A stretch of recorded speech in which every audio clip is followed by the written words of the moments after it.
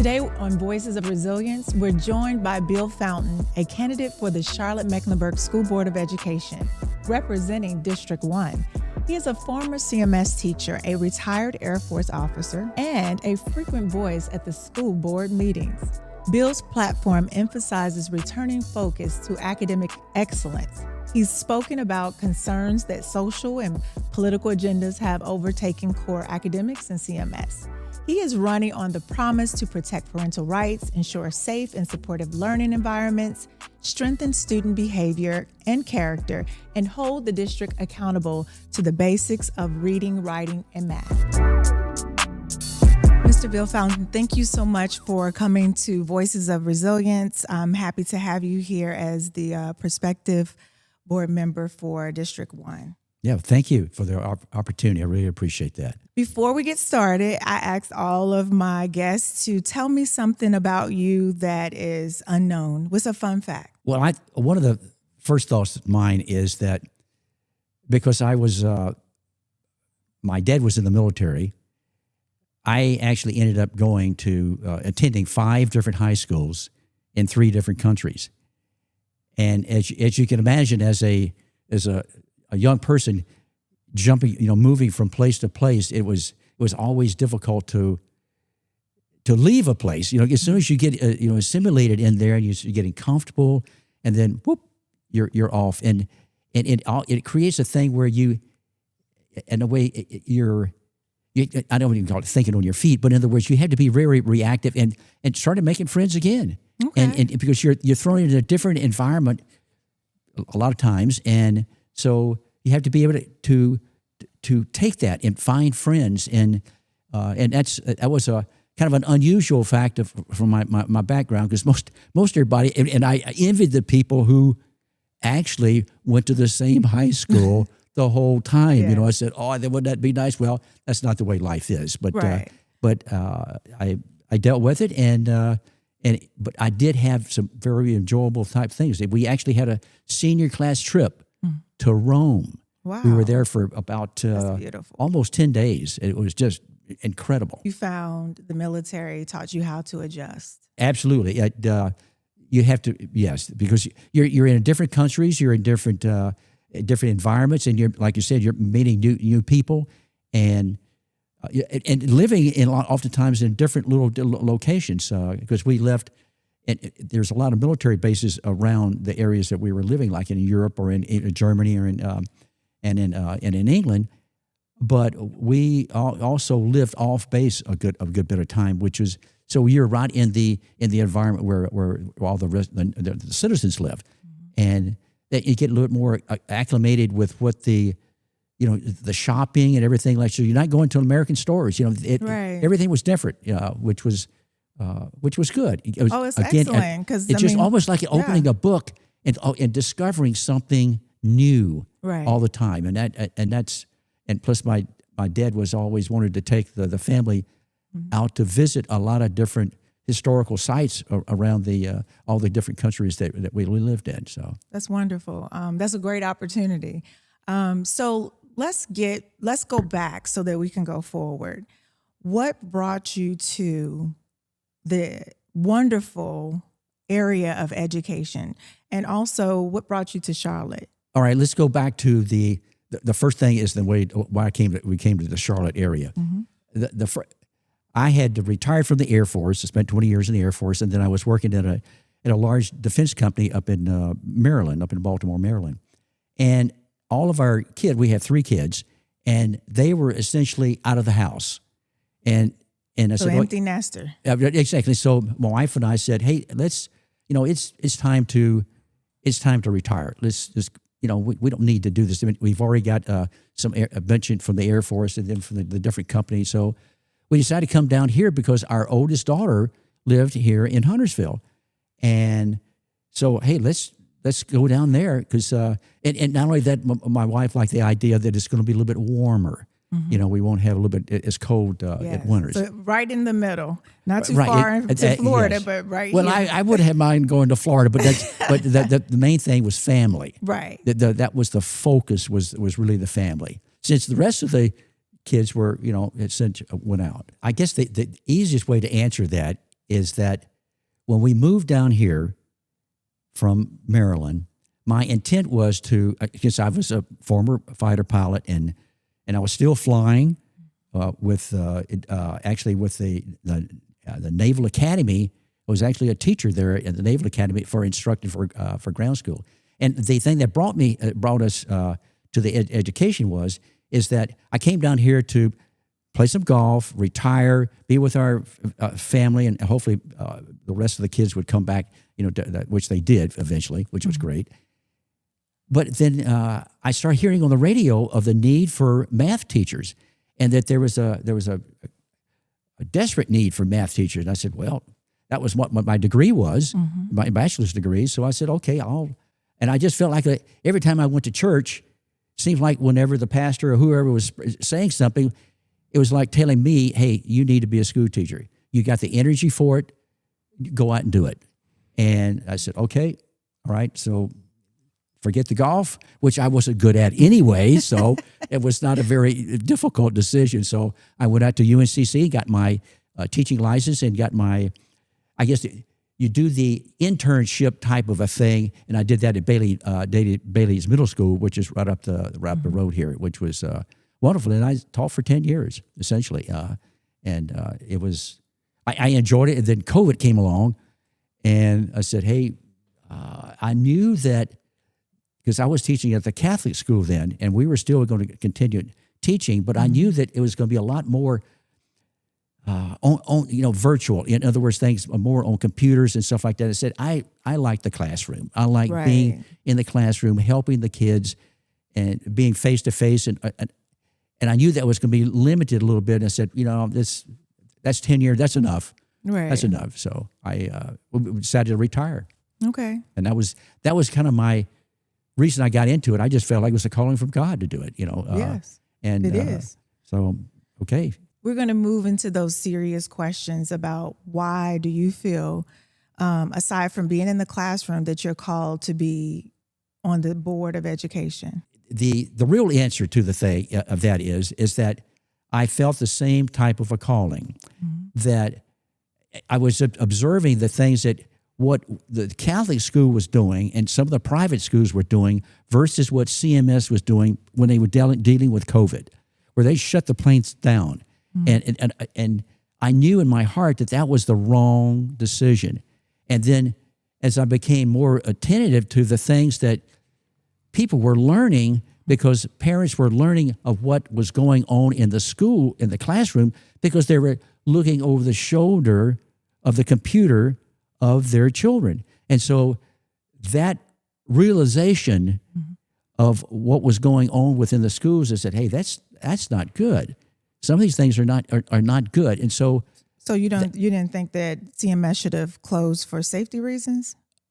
Well, in retrospect, when we look back, is that even the country of Sweden stayed open the whole time and nothing happened over there. In other words, the country made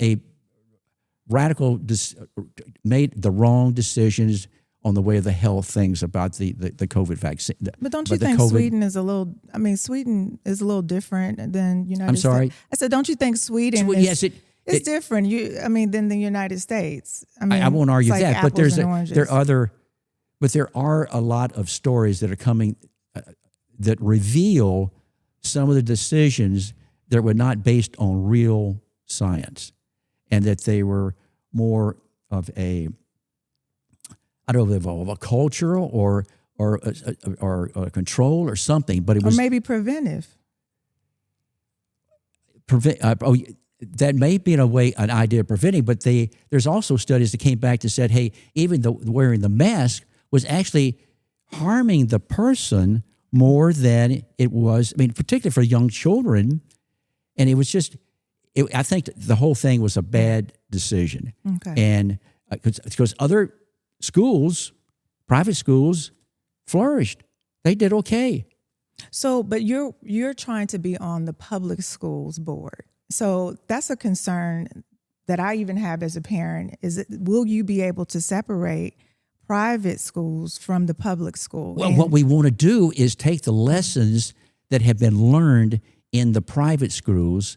In other words, best practices. I mean, that's when I was in the business world, we always look for best practices. I mean, even if it was from our competitor or from someone else, if this guy is doing something or this gal is doing something that's smart and that's more effective, we need to embrace it, even if it's a little bit different than the way we do things. But if it's a smart and let's go it that way, because it's to me it's only logical that you want to continue going down your own road. You want to find opportunities to improve, Right. and that's the way that I look at being able to come into the school board, is having a little bit more diverse background and being able to, hey, there are some things that work better in other places. I mean, even from the business world, particularly as I used to be a program manager, and I know from building a program where you had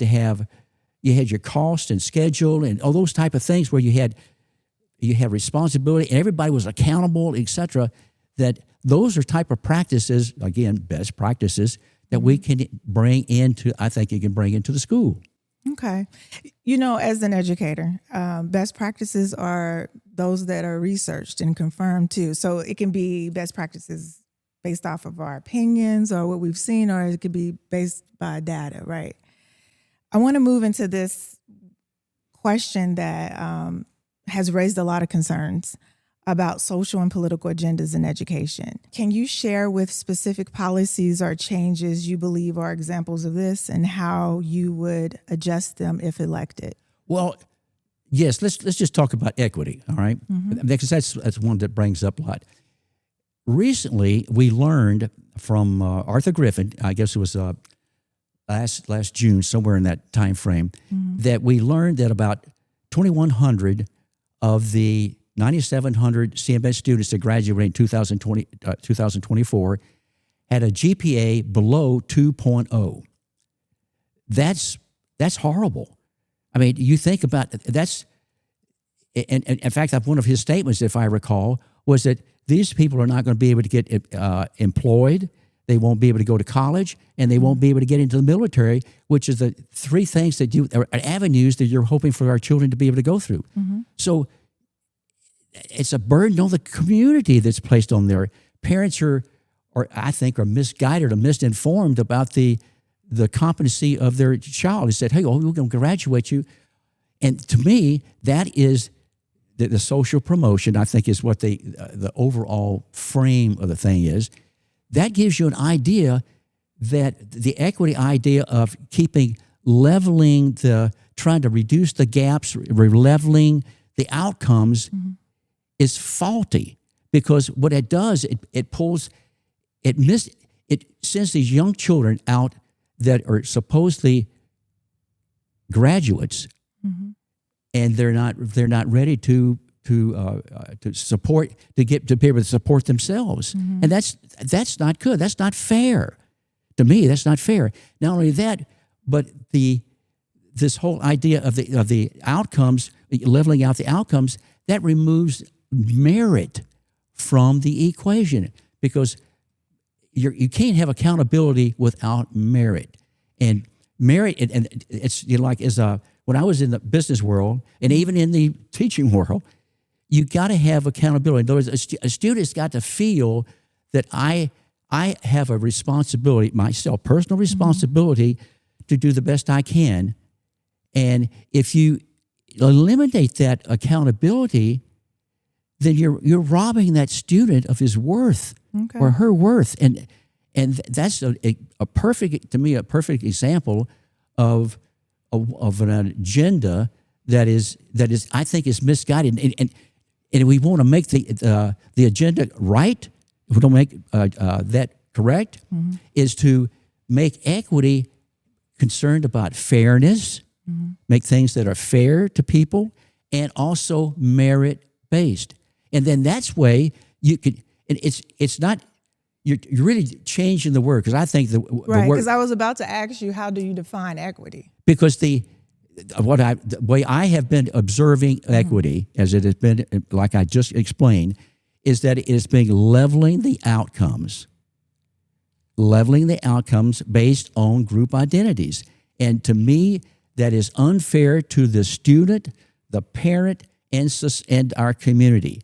And to if we want to, I guess I would say it, reclaim equity, reclaim the definition of equity to be about fairness and about merit. Because think about a football team or as a coach, you don't just say, hey, just because you show up, you can be on the varsity team. It doesn't work that way. The coach will find the best players they can to represent their team and to put their team together because they want a winning team. And that's going to be based on mainly on merit and the students' accountability and acceptance of responsibility. In other words, if I have whatever the play is, I have a responsibility to run here and block and tackle this guy or block this person or whatever. Well, so that's what I'm saying. That's a very important thing that we can change equity to make it worthwhile, make it better for our people, for everyone. I see your point, but I have to disagree. And the only reason why I'm saying that is because equity means that we all start from the same block. And so in District 1, we know that all children don't start at the same starting post. So to say that we're going to all, we have a system here that's not systemically allowing us to institute equity. I mean, this is a system that's bigger than CMS. Yeah. And then to say, we just need to reinvent this. Are we really being realistic about what our students are facing? Well, yes. In fact, when I was in my teaching math, and whether it's at CMS or whether it's at the Catholic school, every classroom I had is a different level of competency within the students. Some you just, hey, here's the book, and they would take off and they would do everything they need to do. Then there were other ones that you really had to guide and coach, and there's some that they struggled. Right. And it could be because of their social economical background or because of whatever, but still you tried to help that child and you tried to work it where you could be able to approach all 4 levels, let's say, what I found in my classrooms, all 4 levels to make sure that they all were able to complete the course and understand the right level of math before I sent them off to the next a higher grade. Because that's the last thing I want to do is to have a struggling student move up to the next class and then the teacher get, oh my goodness, this person doesn't have a clue about fractions. This clue doesn't understand some of the formulas, et cetera. So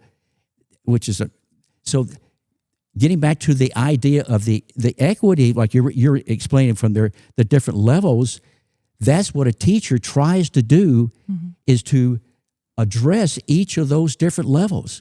And to have someone, get back to the social promotion type thing, is to have someone pushed on to you who doesn't belong in that classroom is unfair, not only to the teacher and to the student, but to the entire class.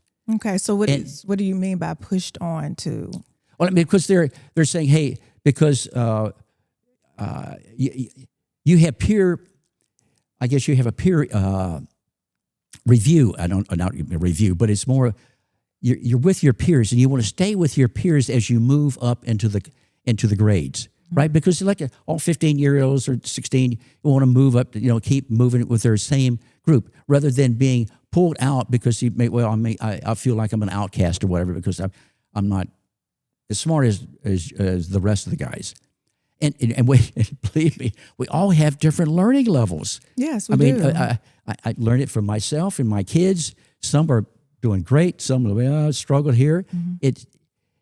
And all of those you can address that difference of what you're saying oftentimes in the classroom and through additional tutoring where you say, hey, Charlie, you need to stay with me for lunch. Let's go over this thing about whatever we're doing. You know, like in geometry part where we had to do proofs, which was a very thing that people really struggle with, is to, because it had to do with a lot of critical thinking, but is to, so you can get one-on-one with sometimes with a student, or sometimes, you know, after school, or set up where they have, actually we were able to have sometimes where you had higher level grade, you know, students that were better in particular math or reading or whatever, that could coach this child or tutor the child to help them bring them back up. So I think a lot of that from the different levels,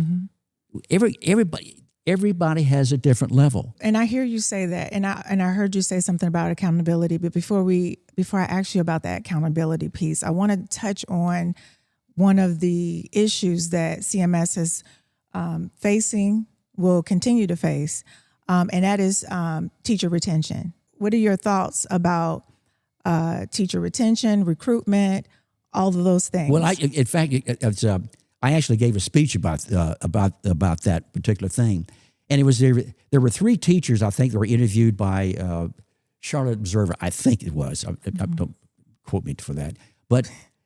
And they were asked, why are they leaving, or what do they think of things? And they say, well, look, the first thing is, I'm not a nurse, I'm not a policeman, I'm not a psychologist, and you're asking me to do all of those roles. I want to teach my children. They were, as a teacher, that's what we were doing. We were learning how to teach our content, whatever it was, math, reading, science, whatever. That was the thing that we were to do. But teachers are saying, hey, you're loading onto me a whole bunch of different jobs, all right, to do that. That's one of the areas. The other area is behavior. Teachers tell me, I've been knocking on a lot of doors, and I spoke to some teachers too that are part of these, and teachers and parents are both concerned about what's going on the behavior in the classroom. Because I know that they're tolerating code of student conduct violations. I know that. And because I go to the school boards and listen to the people complain about it. You probably, if you've watched that, and you probably heard the same thing. So that's one of the other things is that, can you imagine, most everybody likes to be in a job where they feel safe, they feel accepted, and respected. And teachers are saying they're not getting respect, and they don't feel comfortable a lot of times in the classroom, or even outside the classroom, let's say. And so that's two areas right there, is that overloading the teachers with things that are not outside of their career field, actually, asking them to do these variety of different things. And then the safety is the other thing. And the third one, I think, is, which I've been told by teachers, is that up in the north, let's say up here in the District 1, in certain areas we have a more affluent, let's say, students, and students that have academically doing a little bit better. Yet in some places we don't. We have it's called equity. We have an A. Let's say we have a D school and an A school. All right. Right. So why am I using the same curriculum for a D school and an A school? Because that is, as I understand, has been mandated that all the curriculum for teaching whatever, it could be first graders, of how to do the alphabet, the counting, and et cetera, when my student has already got that, already understands that before he even got to class, and yet I had to keep doing the same thing that the D school is doing. And that is not, that, but then you would go against equity. That undermines the teacher. Because but you have to offer every child the same opportunity. That's exactly the right thing. Right. I agree with that. But like I mentioned earlier, is about oftentimes in the classroom you got about 4 levels of competency of different things, and having the same curriculum that is mandated from the central office that everybody has to follow, it undermines the teachers' their inventiveness, where they can go out and create things, better lesson plans there for their particular students, and that's the way it used to be. I know years ago. Well, I know this though, as a teacher, I've always prepared, and I know good teachers prepare for high learners, up over and beyond the curriculum. Yeah. But if we implement a strategy where D schools are taught a different curriculum than A schools, then we're creating a pit for those D schools to fail because they can't go any higher than the curriculum that they have. They haven't mastered it yet, so they have something to go for. But if you're at an A school, which I've been at an A school, we always teach more than the curriculums. You see what I'm saying? Like it can create a stumbling block. I'm telling you is what the feedback I have been getting, particularly for middle school and grade school teachers. I haven't been in the classrooms to see that personally, Right. but I do know that from what they're telling me is that they feel hindered by not having the ability to follow a curriculum based on their students. My last question is dealing with the accountability and the behavior. If you are elected as the representative for District 1, what does that look like as far as administrators, teachers? How would you measure success if you're selected? The success of as a school board member. Yes. Well, the school board member, obviously, we set what they're going to be, the goals, all right? And the implementation and a lot of that stuff is left to the superintendent. That's, part of that setting a policy and then implementing it. Just like my vice president would say, Bill, you got this. This is your program. You're supposed to build these widgets and sell them to such and such and keep the customer happy and make a profit. All right. So then I'm the one that goes out and tries to do those things. And then I'm guided or graded by how well I kept the customer happy or how much of the profit I made. It's the same thing about the schools. How, as they've been doing with Superintendent Hill, they set some goals about what type of student performance they want to have. And there was some nice improvements in the grade level proficiency, and so that's what the school board members do. They set that, and then they implement it. The superintendent and the school administrators. Okay. So what we want to do before we let you go, tell District 1 why they should vote for you. Hi, I'm Bill Fountain. I'm a Christian husband, father, grandfather, and also a retired Air Force Lieutenant Colonel, business manager, and North Carolina licensed teacher, school teacher, and running for District 1. And the way I see things, for several years here, CMS has been putting social and political agenda ahead of academic excellence. And I think that's one of the reasons we're seeing it about two-thirds of the students are not, about two-thirds are not meeting the state standard for the grade level. And in fact, about 44% are not even proficient at the grade level. And it also brings down where it undermines, this type of agenda undermines family values that are taught at home, and tolerates code of student conduct violations, and sets some people up to the high idea of victimhood. I know that we can change those things. There's some things that I know that work, and that's better behavior in the classroom. And one of the very important part is start talking about character development. That's the virtues of things like integrity, resilience, and self-worth. Those are type things that I think are be contagious within the kids, and it will bring, I think, a lot more harmony within our school. And it should replace, I think, all the social and emotional learning. It's built on character, because that is something that has started from the very foundation of our country. And of course, we need to go focus back on the basics, reading, writing, and math, not ideological agenda. I have the leadership teamwork and in the classroom experience to be able to make sure that our children are ready for success and to empower parents.